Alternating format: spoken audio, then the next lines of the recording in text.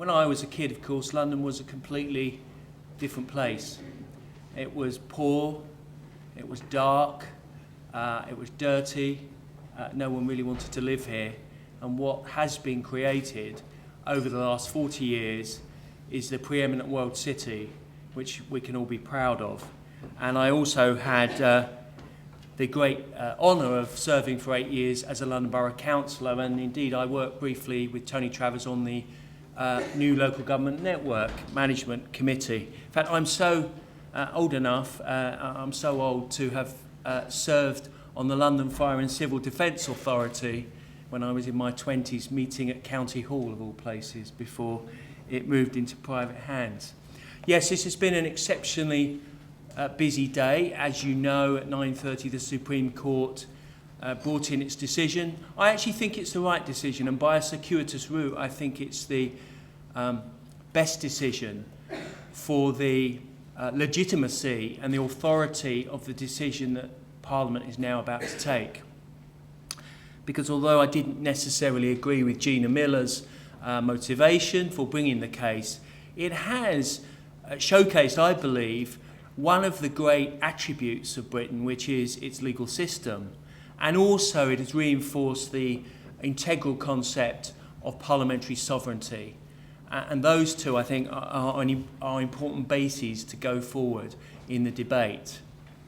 So just to give you a little bit of background, obviously the department has existed, the Department for Exiting the European Union has existed only since the 14th of July. And if you imagine to create an infrastructure and an architecture in government to extricate the UK, to give effect to the decision on the 23rd of June from a hugely complex entity, the European Union, social, economic, cultural, political, financial, from the United Kingdom, and to honour the red lines that were established by the government after the vote and debated ad nauseum in the course of the campaign has been enormously challenging. We've gone from a standing start to establish over 300 members of staff. We've taken people from the Foreign and Commonwealth Office, from the Cabinet Office, and other departments, and from UK rep in the European Commission. Now, of course, at this stage, there are always going to be opening sallies as to the negotiation stance, and it was always going to be tough love from our friends in Europe. But I want to say to you that there is not one member of Parliament or anyone in the department that wishes ill on the European Union. It is not in our interests, politically or economically, for the European Union to fall apart in discord and fractiousness and dispute, either with each other or for us.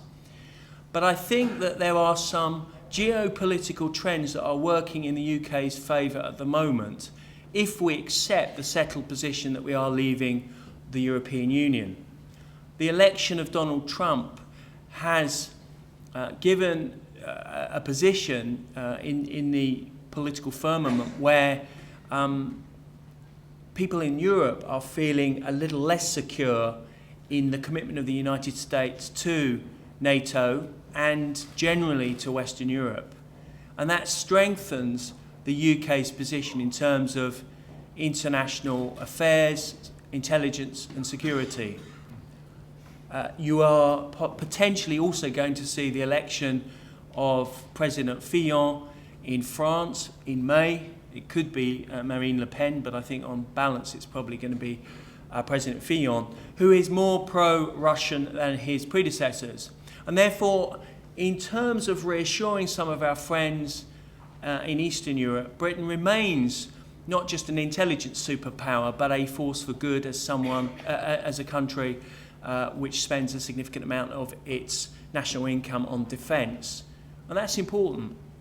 We are beginning to see the first stirrings in the EU Commission and the Council of Ministers, and to an extent in the Parliament, of wanting to understand the British point of view in terms of the relative imbalance between trade and the fact that whether you like it or not, the single market is shrinking in terms, not in absolute terms, but by comparison with the growing markets across the world. And they are beginning to understand that just aspiring to being a self-governing, independent, but globally outward-looking country, trading across the world, is not a mutually exclusive idea to being friendly, to collaborating on key issues like the environment, like crime and policing and intelligence and security with our friends in the European Union. And we see, only yesterday, BMW saying on the record that they are publicly lobbying the German government to consider the asymmetry of the motor manufacturing industry. 100,000 German jobs depend directly on the UK market. We are addicted to buying gleaming brand new German cars, whether they're BMWs, Mercedes, Audis, or whatever. That is big business. So at the moment they're saying no pre-negotiations, no sectoral deals. But we have a long way to go. We are looking not at a Turkish deal. We're not looking at the Norway or the Swiss option. We are looking at the British option.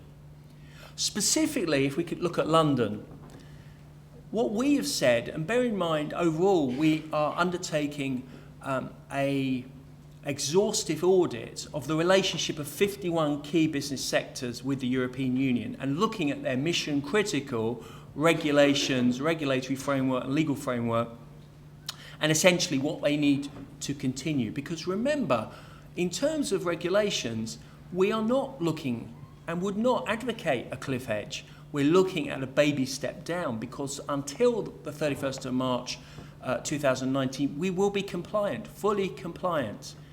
For instance, in the Clinical Trials Directive, which has been relaunched and will come into effect next year, we will be fully compliant with that. But if you look at London specifically, my point is, David Davis has made a point of saying to all these key industries, whether it's pharma, whether it's financial services, whether it's fishing or farming or automotive industries, don't just give me qualitative data, how you're feeling about Brexit, give me the facts. You know, how many jobs, what collaboration do you need to do? What are your markets?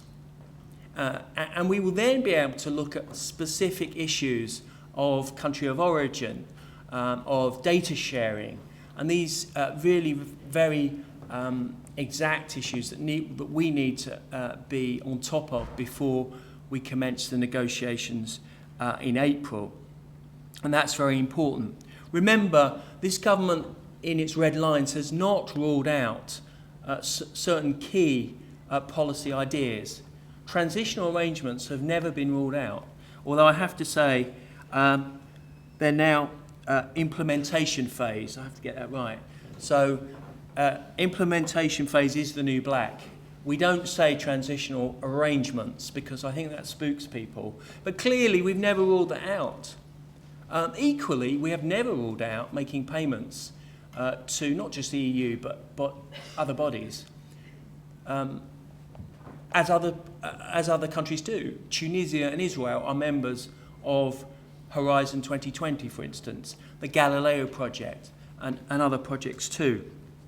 The key red lines, of course, are the authority of the supranational body, the European Court of Justice, controlling our own borders and making our free trade deals. Now, one would assume that the logical corollary of that is that you cannot, in seeking to achieve that objective by the middle of 2019, remain in the single market and remain in the customs union as it is now obtaining. That does not mean, however, as the Prime Minister has said, that you cannot have a customs union style relationship with the countries of the European Union. So there is a long way to go. We are, of course, committed to tariff-free trade, and we are committed to minimum non-tariff barriers if at all possible. And ultimately, we have to be honest and say it's not for us to decide these things.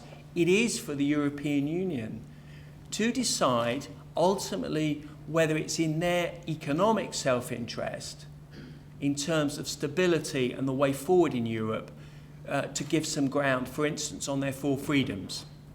For us, immigration was important. And I'm going to finish on immigration because I know that a number of you will be concerned that this process is about pulling up the drawbridge. Now, I know that London voted 40% leave and 60% for remain because London is a world city. But immigration was an important issue, not the most important issue. Lord Ashcroft's poll found 49% of people were actually concerned about self-government and democratic accountability. Only 33% considered that immigration was the issue that drove their vote. But no one is talking about pulling up the drawbridge. It is about control.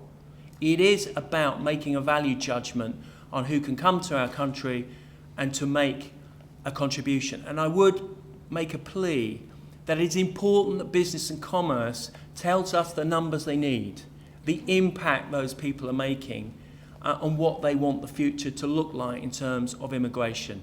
There has not hitherto been the use of, say, Tier 3 visas for low-skilled, low-wage workers because of the Free Movement Directive. It may be that's one of the options, but it's still work in progress at the present time. So, in short, we believe that we are enacting the decision of the British people last June to leave the European Union. And in order to understand where people are coming from, all I would say to you is this, that we're in a beautiful building in a wealthy city. If you don't mind me saying, not many of you look like you haven't had a good meal for a few days. But there's a whole world outside the M25. I'm not saying that everything there is right, but I'm saying that what drove the vote was a feeling that the stardust, the wealth, the influence driven by globalisation, and let me be quite honest, globalisation is a force for good, as is free trade. It has taken millions of people from absolute poverty and given them a life they could never have imagined over the last 40 years. Okay, so we're in favour of globalisation, but we're not in favour of unfettered globalisation. And too many people did feel left behind, alienated, estranged within their own country.